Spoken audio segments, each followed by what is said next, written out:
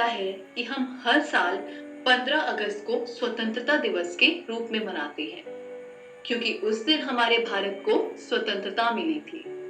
मगर इस स्वतंत्रता को पाने के लिए कई सारे लोगों को कुर्बानियां देनी पड़ी है और कई सारी क्रांतियां चली है। इसी तरह विश्व में लगभग सभी देशों में अलग अलग समय में क्रांति हुई है स्वतंत्रता के लिए, कभी विदेशी मुल्क से तो कभी अपने ही तानाशाही राजाओं से। आपके इतिहास के पहले पार्ट में भी एक ऐसी ही क्रांति की बात हुई है। ये है फ्रांस की क्रांति, फ्रांसीसी क्रांति।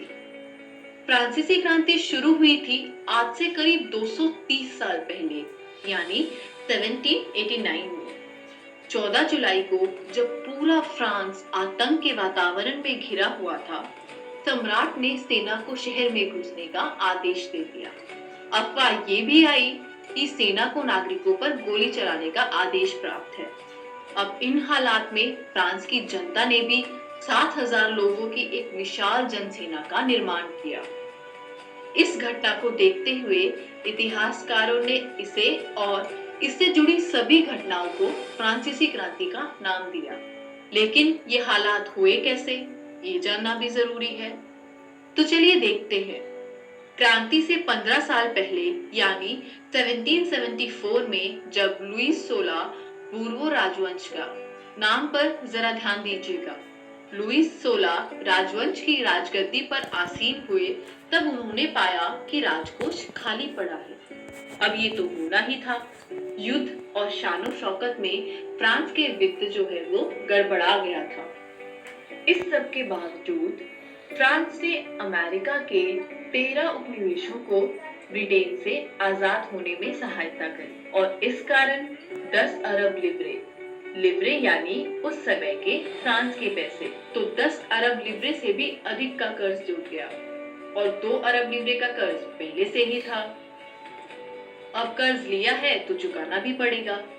तो फ्रांसीसी सरकार अपने बजट का बहुत बड़ा हिस्सा कर्ज चुकाने में खत्म कर देती थी और अपने सामान्य खर्चों के लिए सरकार ने करों में वृद्धि कर दी। लेकिन ये कदम भी नाकाफी रहा। ऐसा हुआ क्यों? क्योंकि इस दौरान फ्रांसीसी समाज 3 स्टेट में बटा था और उसमें से सिर्फ एक ही स्टेट को कर अदा करना होता था। अब सवाल ये उठता है, स्टेट है क्या? क्रांति से पहले स्टेट फ्रांसीसी समाज में सत्ता और सामाजिक हैसियत को अभिव्यक्त करती थी। पहले स्टेट में थे पादरी वर्ग, दूसरे स्टेट में कुलीन वर्ग और तीसरे स्टेट में आते थे जनसाधारण, यानी किसान, वकील, कर्मचारी, नौकर इत्यादि। पूरी आबादी में 90% किसान थे, लेकिन लगभग 60% भूमि कुलीन, चर्च और तीसरे स्टेट के अमीरों के पास थी। इससे भी ज्यादा खराब बात ये थी कि प्रथम 2 स्टेट के लोगों को राज्य को दिए जाने वाले करों से छूट थी। कुलीन वर्ग को कुछ अन्य सामंती विशेषाधिकार भी थे, जिसकी वजह से वह किसानों से सामंती कर भी लेते थे। और तो और किसानों को अपने स्वामी के घर की सेवा भी करनी थी, खेतों में काम भी, और फिर सैन्य सेवाएं देना और सड़कों के निर्माण में भी सहयोग देना होता था। बात यहीं पर खत्म नहीं हुई। चर्च भी किसानों से करों का एक हिस्सा ताइद के रूप में वसूलती थी।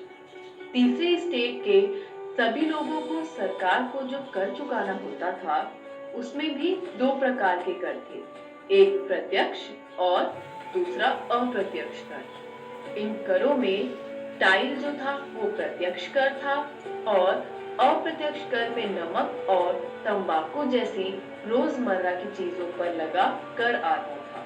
इस प्रकार देखा जाए तो राज्य के वित्तीय कामकाज का सारा बोझ करों के माध्यम से तीसरे स्टेट की जनता वहन करती थी। और सिर्फ यही वजह नहीं थी आम जनता में क्रोध की। फ्रांस की जनसंख्या 1715 में 2.3 करोड़ थी। वह 1789 में बढ़कर 2.8 करोड़ हो गई थी और जितना अनाज का उत्पादन हो रहा था, उससे ज्यादा बढ़ने लगी थी अनाज की खपत। इसी कारण महंगाई भी जोरों से बढ़ने लगी। लेकिन मजदूरों की मजदूरी उनके मालिक तय करते थे, तो महंगाई दर तो बढ़ रही थी लेकिन मजदूरी नहीं। और यही कारण था कि अमीर और अमीर होते गए और गरीब होता गया। बढ़ते कर और खराब परिस्थितियों से परेशान लोगों ने विद्रोह करना शुरू कर दिया, लेकिन उनके पास सामाजिक और आर्थिक व्यवस्था में बुनियादी बदलाव लाने के लिए साधन उपलब्ध नहीं थे। तो ये जिम्मेदारी उठाई तीसरे स्टेट के पढ़े लिखे, समृद्ध और शिक्षित वर्ग ने, जो नए विचारों से वाकिफ थे। इन्हीं सब परिस्थितियों में एक नए वर्ग का जन्म हुआ, मध्य वर्ग। इस वर्ग ने ऊनी और रेशमी कपड़ों के उत्पादन के बल पर संपत्ति हासिल करी, क्योंकि या तो इनका निर्यात होता था या फिर ये समाज के समृद्ध लोग उसे खरीद देते थे। इसी के साथ क्योंकि वे पढ़े लिखे थे तो वह प्रशासनिक सेवा और वकील जैसे पेशे में भी आ सके। बढ़ते ज्ञान के साथ उन्हें ये महसूस हुआ कि समाज के किसी भी वर्ग के पास जन्म के आधार पर कोई विशेषाधिकार नहीं मिलने चाहिए और किसी भी व्यक्ति की सामाजिक हैसियत का आधार उसकी योग्यता ही होनी चाहिए। इसी प्रकार लोगों में बढ़ती जागरूकता और विद्रोह की भावना ने किस प्रकार लुईस 16 को उनकी सभी शर्तें मानने के लिए विवश कर दिया, वो जानेंगे अगली वीडियो में। आशा करती हूँ आज का पाठ आपको समझ आया होगा। धन्यवाद। हेलो दोस्तों, ये है आपके इतिहास का तीसरा पाठ। इसका नाम है फ्रांस की क्रांति और ये है इस पाठ के पहले भाग का डेली टेस्ट। आपका पहला प्रश्न है, 1774 में फ्रांस की गद्दी किस राजा ने संभाली? लुई 14, जॉर्ज तृतीय, मैरी 16 या लुई 16? आपका अगला प्रश्न है, फ्रांसीसी क्रांति किस साल में शुरू हुई? 1789, 1790, 1889 या 1890?